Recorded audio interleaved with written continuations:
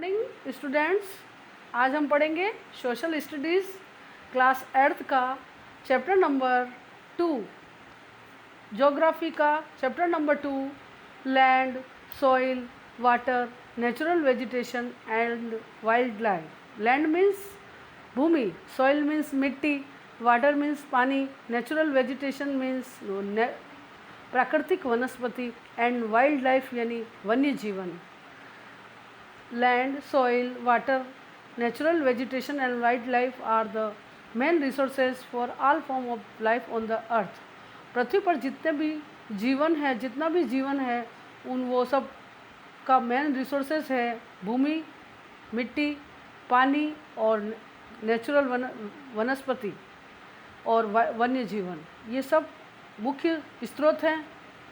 We need to understand the uses and limitations and the various methods to conserve them. हमको इन चीज़ों को बचाने की आवश्यकता है और इनको किस तरह इन संसाधनों को काम में लेना है, ये इस चैप्टर में हम रीड करेंगे।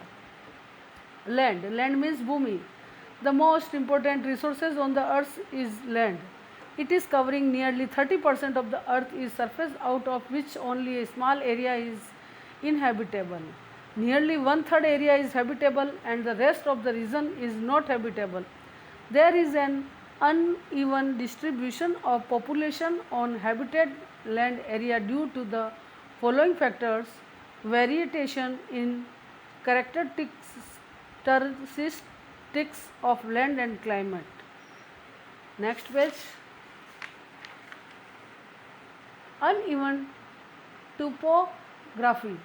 Number 3, steep slopes of mountains. Number 4, low-lying areas which are flooded with water and have waterlogging.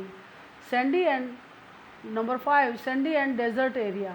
Number 6, fertile and thickly forested areas. The plains and river valleys are generally suitable for cultivation of crops and therefore they are the most densely populated areas of the world. On the other hand, the thick forest, desert, high mountains and places having unfavorable climatic condition are sparsely populated. Land use यानी भूमि का उपयोग कैसे होगा। The most important natural resources found on the earth is land। सबसे जो पृथ्वी का जो सबसे प्राकृतिक हिस्सा है वह है भूमि। Land can be used for various purposes such as agriculture, constructing factories, houses, making roads, airport and laying railway tracks, mining and setting up industries. This is commonly termed as land use. Land use यानी जो भूमि का उपयोग कहाँ कहाँ होता है।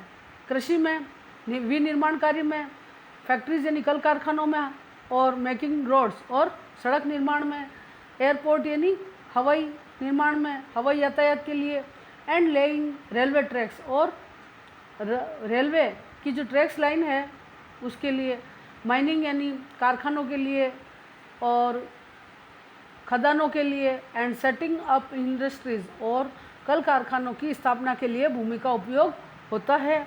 This is commonly term as land use. इसको ही हम भूमि का उपयोग कह सकते हैं। There are various factors that determine the use of land such as the climate, soil types, topography, availability of minerals and water.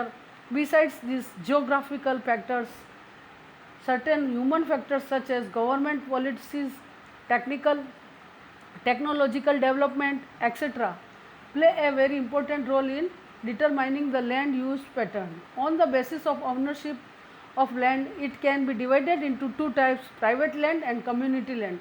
दो तरह की भूमि होती है, एक तो निजी भूमि और दूसरी है सामुदायिक भूमि, private land. The land owned by individual, its uses and product is the property of the owner. Example, the house built on your plot of land is your property. अगर तुम्हारा मकान है, मकान की जो बिल्डिंग है वो उसका जो प्लॉट है वह तुम्हारी प्रॉपर्टी हुई।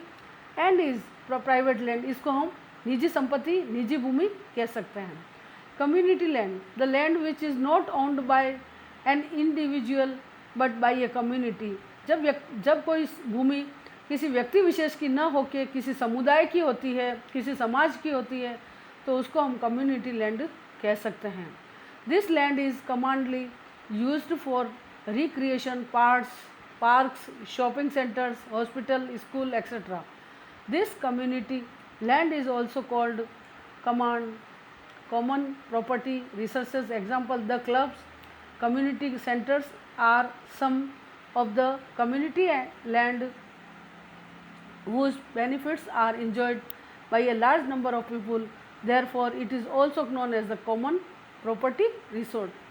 इस तरह की जो सार्वजनिक संपत्ति होती है, सार्वजनिक जो भूमि होती है, उसको हम कम्युनिटी लैंड के नाम से पुकारते हैं। चेंजेज इन लैंड यूज़, अब भूमि के उपयोग में क्या बदलाव आया है उसके बारे में पढ़ेंगे। Since human beings came into existence they have been using land for various purpose. Early man was basically a food gathered, but with the discovery of agriculture they started cutting trees to clear land for agriculture.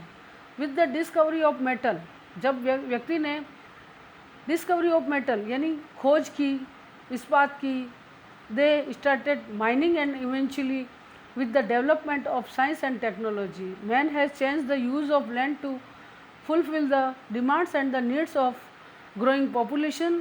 People are now using the cultivated land for industrial and residential purpose. In urban areas, land is used for various recreation purpose. नगरीय शहरों में जो है भूमि का अनेक recreation purpose यानी अनेक विनिर्माण कार्यों में इसका उपयोग हो रहा है। The changes in the land use also led to the degradation of land.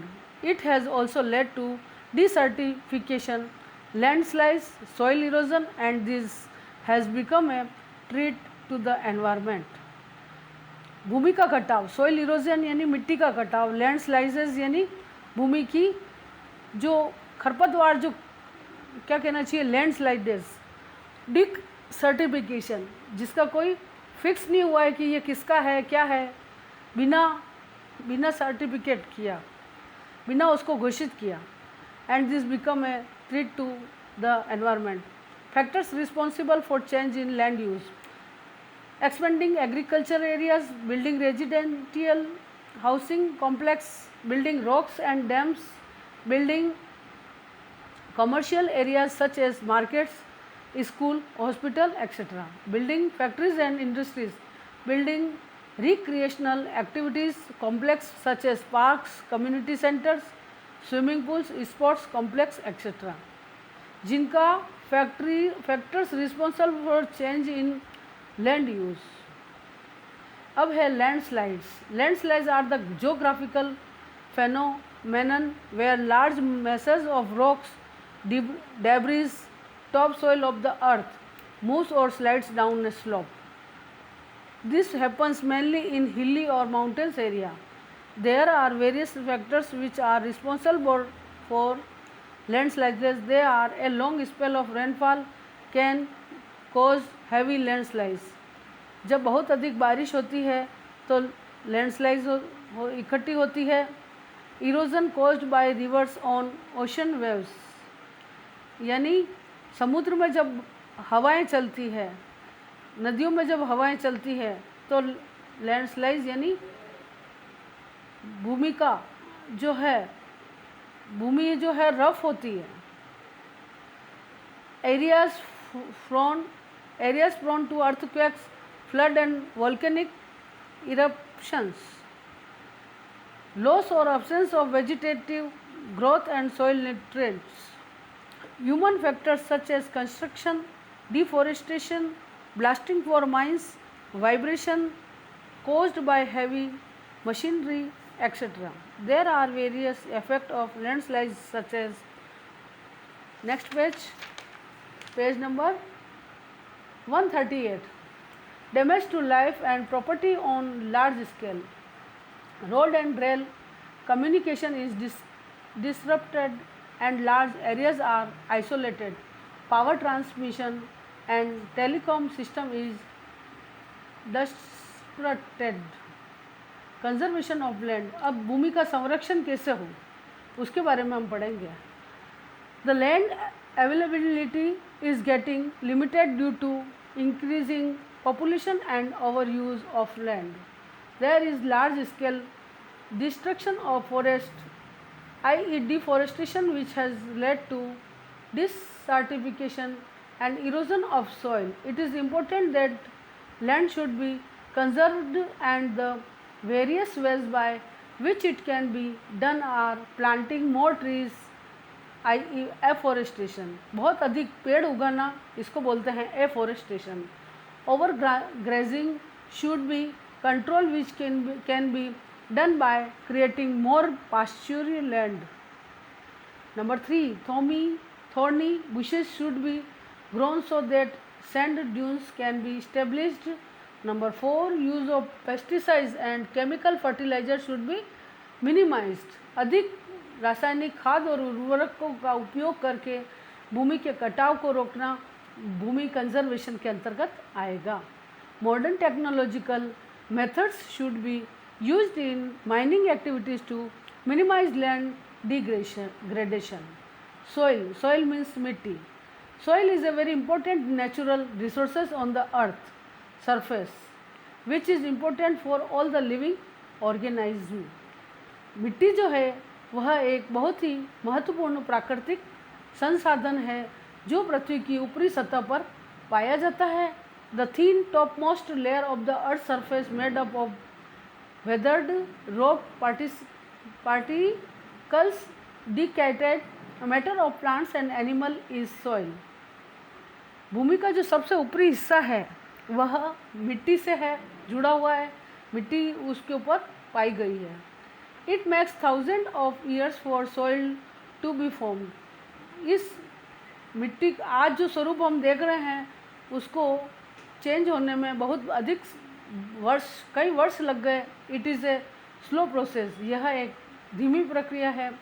Therefore soil is a complex mixture of living and non-living materials, and the right mix of minerals and organic matter makes the soil fertile.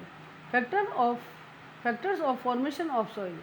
अब soil को जो आज का जो रूप है उसको किस तरह वह उसका प्रारूप बनना, उसके बारे में हम उसके क्षेत्र के बारे में पढ़ेंगे. फैक्टर्स मीन्स क्षेत्र, फॉर्मेशन मीन्स प्रारूप और सोइल मीन्स मिट्टी.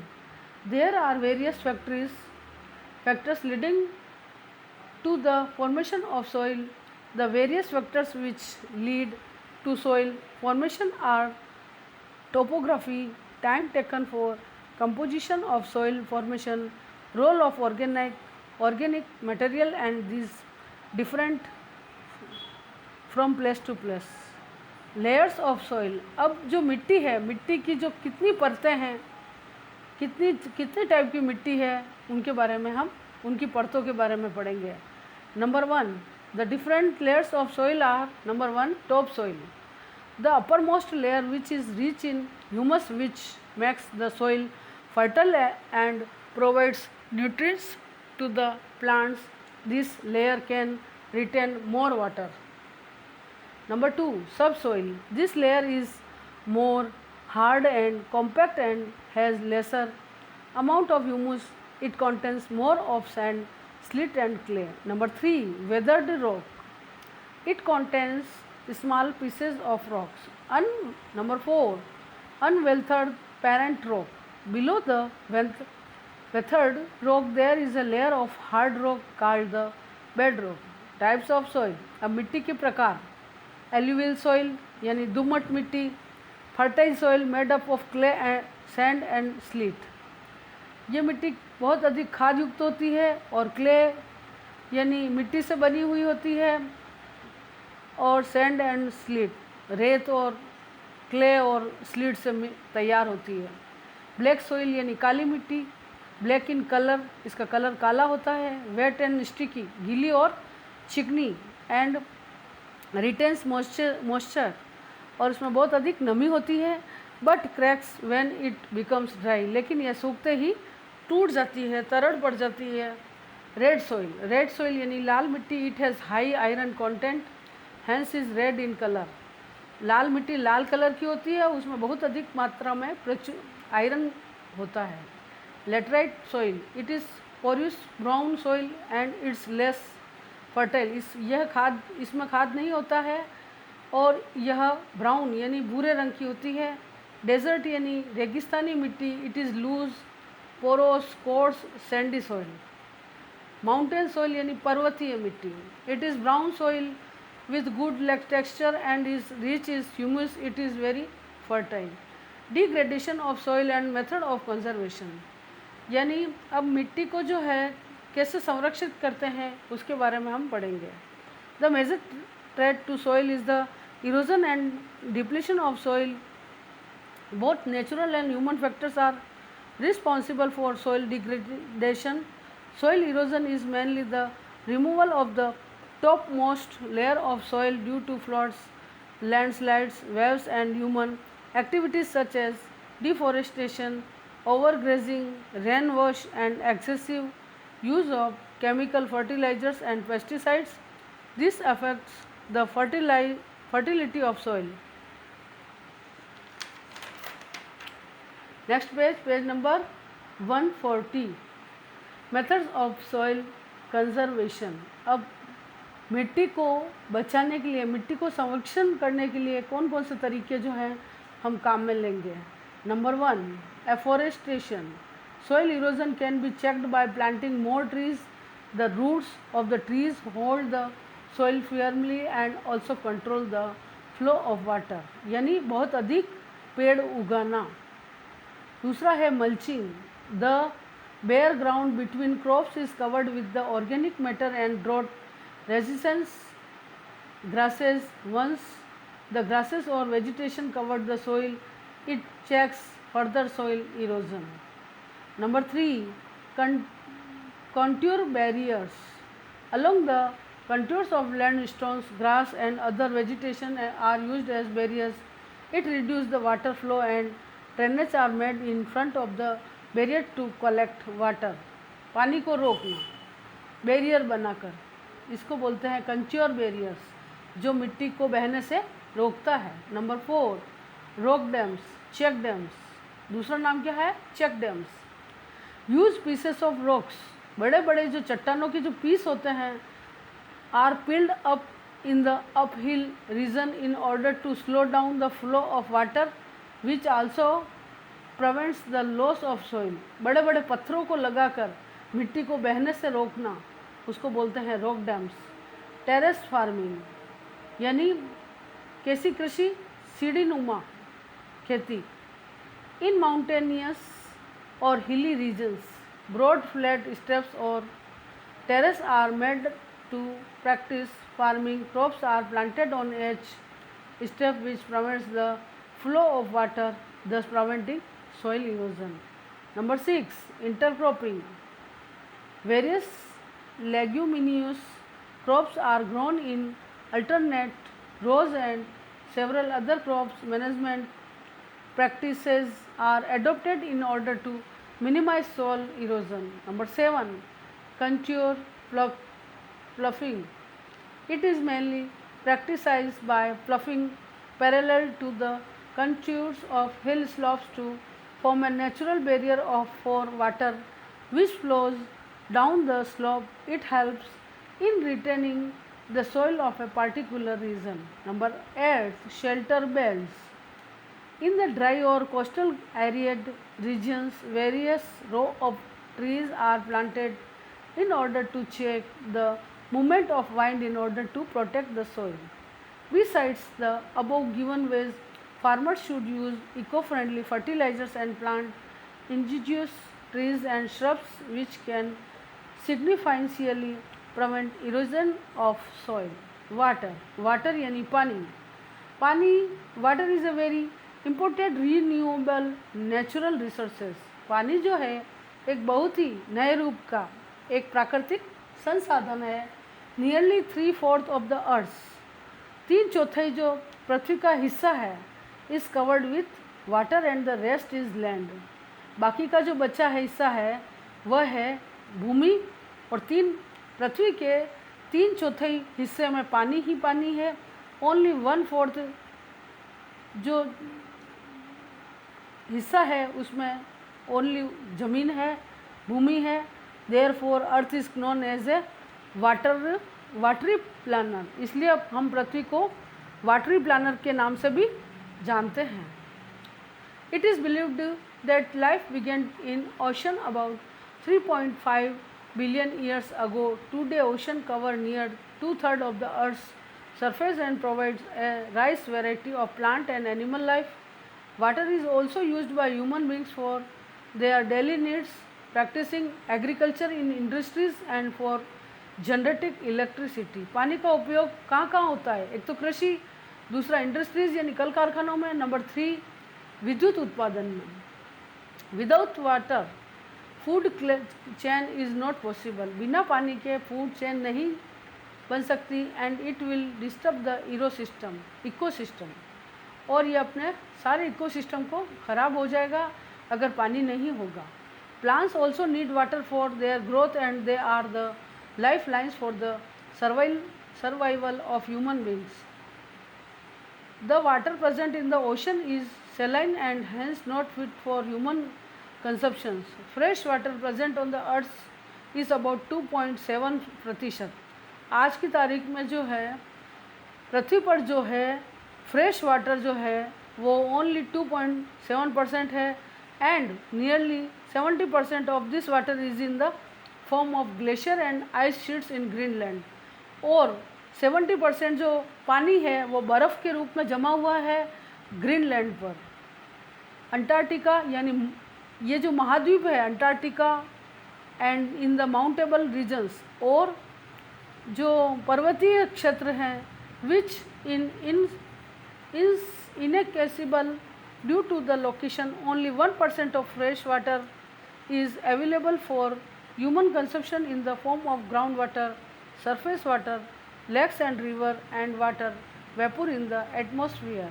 Water on the earth's surface cannot be added or subtract, its quantity remains the same, and the water on the earth's surface is in continuous movement from earth to the air and back to the earth.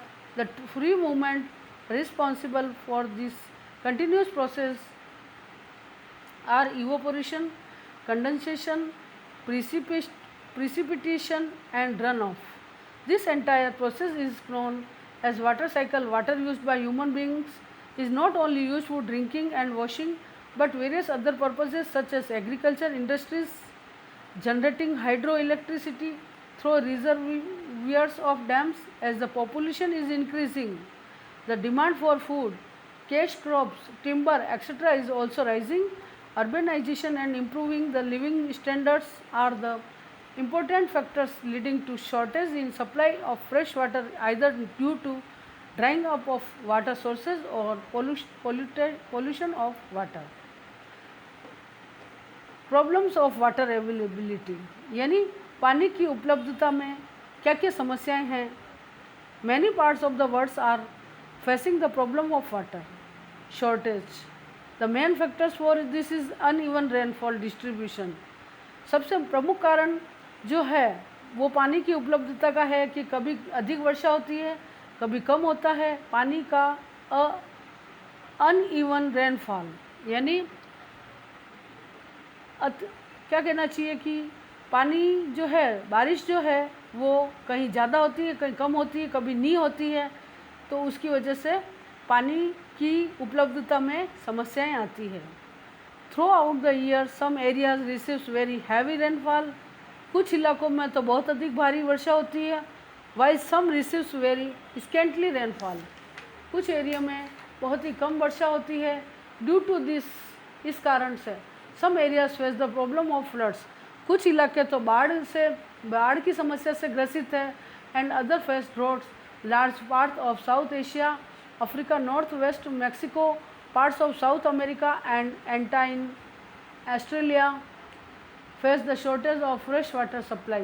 The various factors responsible for water shortage are rise in population has led to the increasing in demand for water mainly for industries, agriculture and domestic purposes. Groundwater can be used by human beings, but the excessive pollution due to chemical fertilizer and pesticide had made it until for consumption. Number 3, rivers and lakes are affected due to discharge of untreated sewage, dumping of industrial waste, household garbage, etc. Uneven distribution of rainfall and precipitation in different seasons and different parts of the world. Wastage and careless use of water by human beings has led to shortage of water throughout the world. Management and conservation of water resources. अब पानी का को बचाने के लिए जो स्रोत हैं उनका संरक्षण कैसे किया जाए, उनको कैसे प्रबंध किया जाए, उसके बारे में हम पढ़ेंगे. There are various ways in which water conservation can be done. Recycling used water. Used water can be recycled with the help of technological development.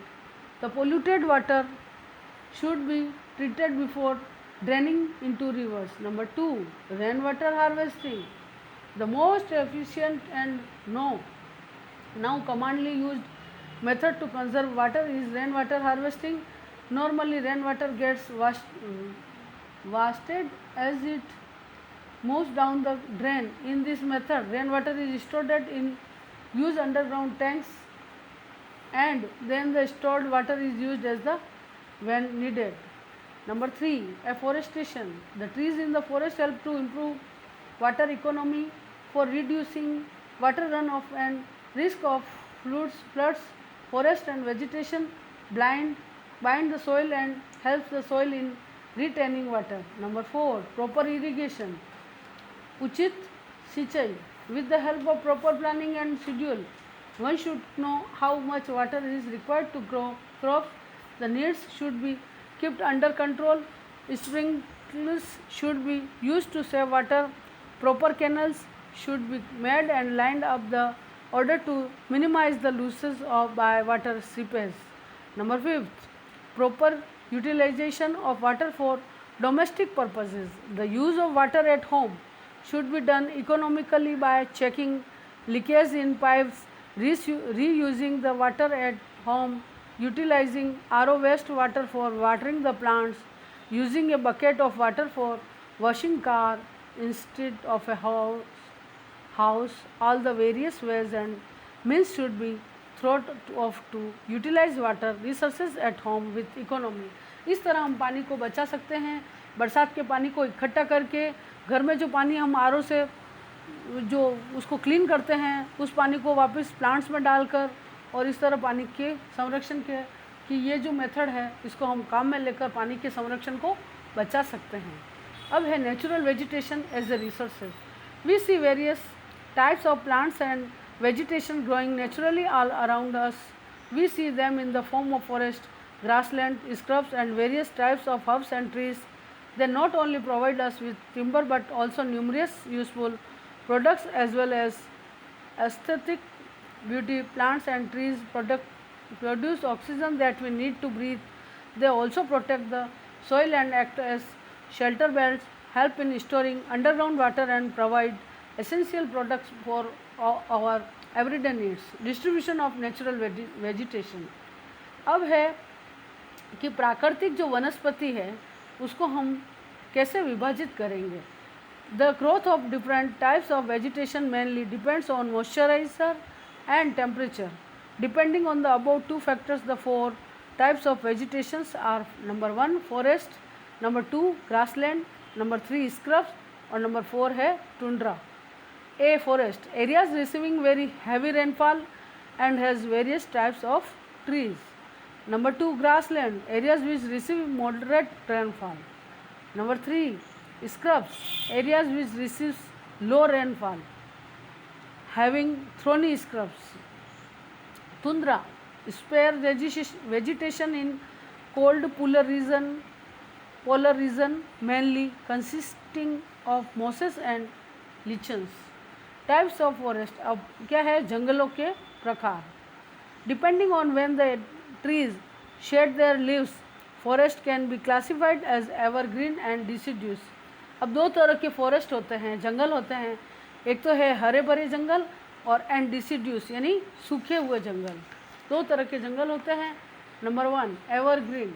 Evergreen है they do not shade there leaves simultaneously in any season during the year, hence they remain green as the trees have leaves on them throughout the year. सारे साल भर जिनके पत्ते हरे रहते हैं वो है एवरग्रीन फॉरेस्ट। ऐसे जंगल जहाँ सूखा होता है, the trees shed all their leaves in a particular season of the year to conserve the loss of water due to transpiration। यानी बहुत से ऐसे साल में ऐसे पेड़ होते हैं जो कहीं से तो सूखे होते हैं और कहीं गीले होते हैं और कुछ के पत्ते गिर जाते हैं, तो उन जो फॉरेस्ट है उनको हम डिसिड्यूस फॉरेस्ट बोल सकते हैं। Number 2, they always have the green cover of leaves through out the year. ऐसे पेड़ जिनके पत्ते पूरे साल हरे हरे रहते हैं, they are not devoided of leaves of any time of the year.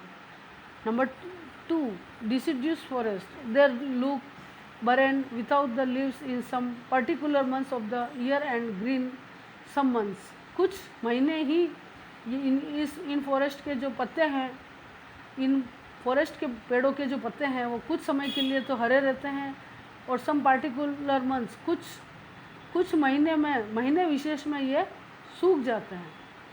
Number 3, they are found in areas which receive more than 200 centimetre of rainfall in a year. ऐसे फॉरेस्ट जहाँ 200 सेंटीमीटर वर्षा होती है।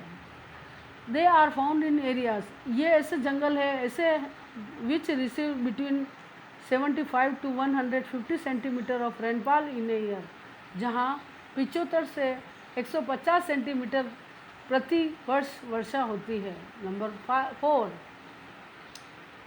evergreen forests are mainly found in equatorial region, Central America, along Orinoco and Amazon rivers and the Congo basin of Africa।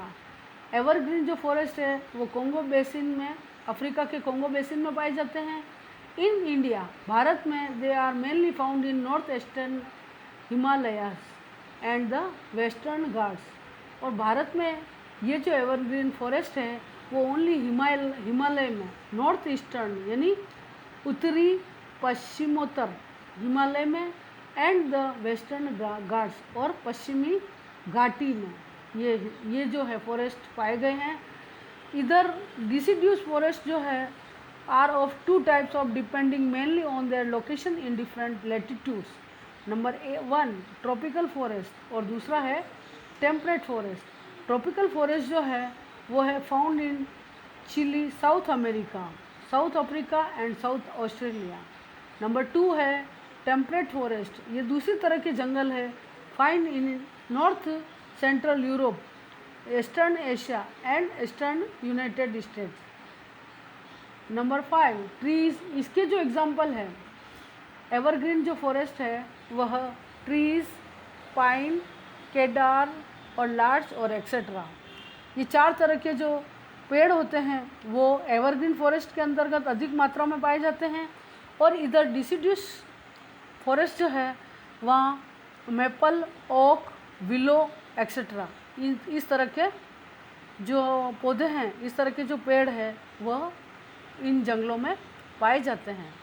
इस तरह से हम 2 तरह के जंगलों के बारे में हम चर्चा कर चुके हैं। अब है कंजर्वेशन ऑफ नेचुरल वेजिटेशन। अब जो प्राकृतिक जो वनस्पति है उसका हम संरक्षण कैसे करेंगे। कंजर्वेशन मीन्स बचाना, संरक्षण करना, सुरक्षा प्रदान करना। Due to growing population and increase in the demand and the needs of people, large area of forest cover have been cleared. Hence, there is an urgent need to conserve these valuable natural resources. The various ways in which we can conserve natural vegetation are reducing soil erosion, यानी भूमि के कटाव को रोकना। Number 2, planting more trees, अधिक पेड़ उगाना। Number 3, using native plants for landscaping. Number 4, controlling forest fires. Number 5, setting up national parks, biosphere reserve to protect vegetation. Number 6, conservation of lakes, creeks and wetland to prevent precious resources from depletion. Number 7, awareness program like social forestry and Van Mahotsav should be encouraged at all levels. सरकार द्वारा one महोत्सव और social forestry यानी अधिक पेड़ उगाने की जो योजना है, उससे भी हम नेचुरल वेजिटेशन को कंजर्वेशन कर सकते हैं। Number 8, conserving natural vegetation also help in maintaining the habitat for wild animals. और वन्य जीवों की सुरक्षा करके भी हम नेचुरल वेजिटेशन को बचा सकते हैं। Wildlife as a resources. अब वन्य जीवन जो है वह भी एक प्राकृतिक संसाधन है। There is a hugely diverse animal world throughout the earth which can be broadly classified into wildlife and domesticated animals. Some animals are domesticated by humans for various benefits for their livelihood, while wildlife consists of those animals which are not being used for direct human benefit and exist in natural on land, in air and water. Distribution of wildlife. अब वन्य जीवन की को कैसे विभक्त कर सकते हैं, कैसे विभाजित कर सकते हैं। Various form of wildlife is found in all ecosystems. Different form of wildlife is found in distinct areas in desert forest, plants, snow covered regions. All the animals have preferred areas of habitation which are suitable for their survival. They have adapted themselves to surviving in the geographical condition of particular region. हर वन्य जीव के जो है कुछ भौगोलिक जो स्थिति है उसके अकॉर्डिंग वह वन्य जीवन, वह एनिमल जो है वह जीवित रह सकता है। उसके लिए कुछ भौगोलिक स्थिति जो है वह अनुकूल होनी चाहिए। Animals adapt themselves to the habitat most suitable for them. These areas are occupied by human beings gradually in order to preserve natural heritage of wildlife. The protected areas are being developed by different countries so that they have safe environment for the survival of wild animals and forest. Various efforts are being made in order to preserve the plants and animals which are getting extinct due to change in the environment. About 11,000 species of animals have been declared as endangered species, यानी 11,000 जो जातियां हैं वह अभी आज की तारीख में एंडर्स्ड स्पीसीज जातियों के नाम से फेमस है। Next page number 146। Importance of wildlife. An important role played by wildlife is in the ecological and biological process which are important for life in the biosphere. Plants, animals and microorganisms interact are with one another which sustains and enhance human life. Hence these ecological processes are important for wildlife, agriculture, forestry, fisheries and other endeavors supporting life. There are several biological processes where wildlife plays important roles such as pollination, seed dispersal, germination, soil generation, pest control, habitat maintenance. Ecosystem.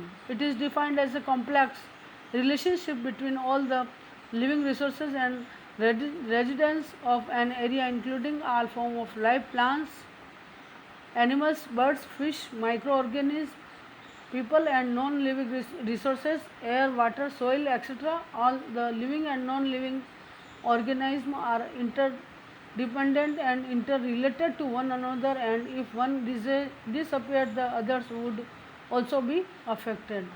इस तरह ecosystem होता है कि एक जानवर, एक जीव जो जीवित रहेगा तो उससे अनेक जीवन जुड़ा हुआ है।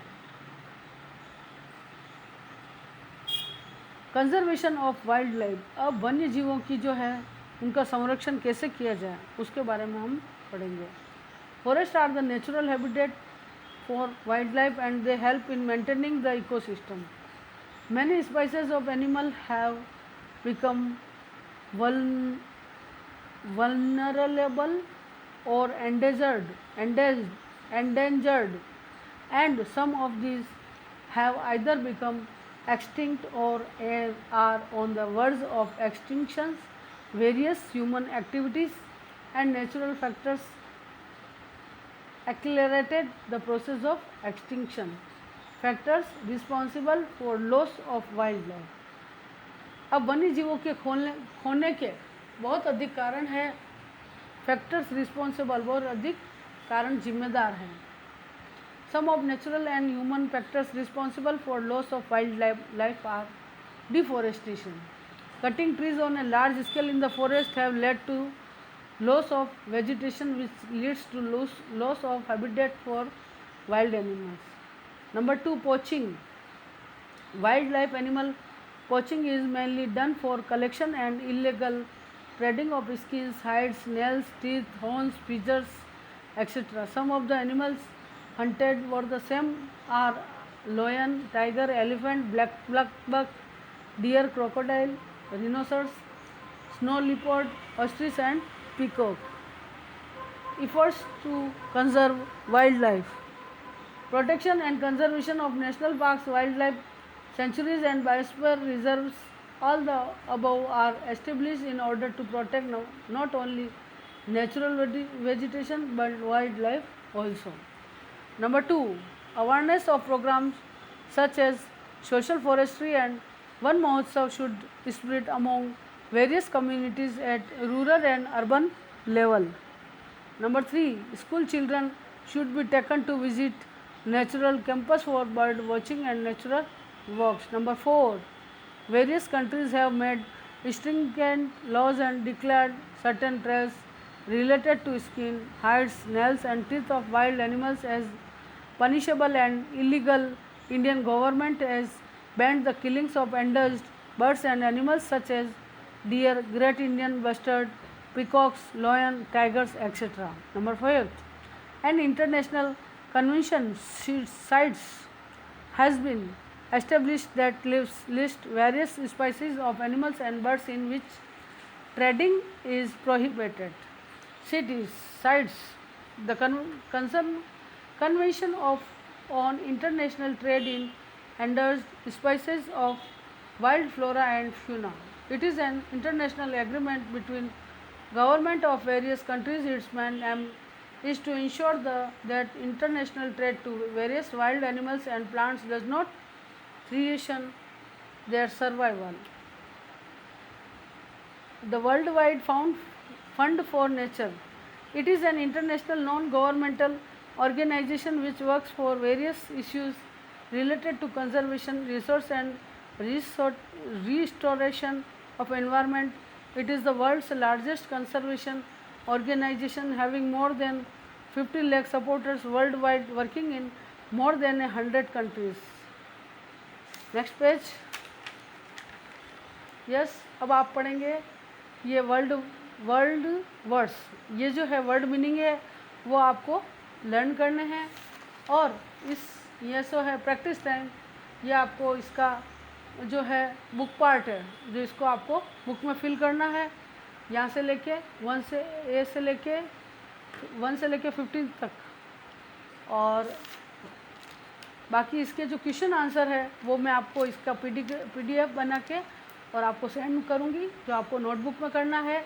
NCERT कॉर्नर भी के क्वेश्चन भी आपको मैं सेंड करूँगी जो आपको ऐसा का ऐसा नोटबुक में उतारना है, लिखना है और लर्न करना है. Thank you everyone. यस, तो आपका ये चैप्टर यहीं कंप्लीट हुआ. ज्योग्राफी के 2 चैप्टर कंप्लीट हो गए हैं. अब हम पढ़ेंगे पॉलिटिकल साइंस. अगले वीक जो है हम पॉलिटिकल साइंस को रीड करेंगे.